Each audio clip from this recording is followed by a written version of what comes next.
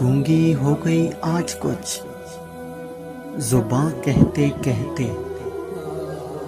हिचकिचा गया खुद को मुसलमान कहते कहते।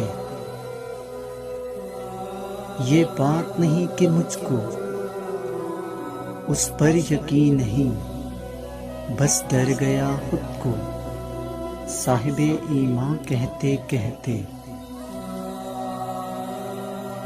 तौफीक न हुई मुझको एक वक्त नमाज की, और चुप हुआ मौसम आज़ान कहते कहते।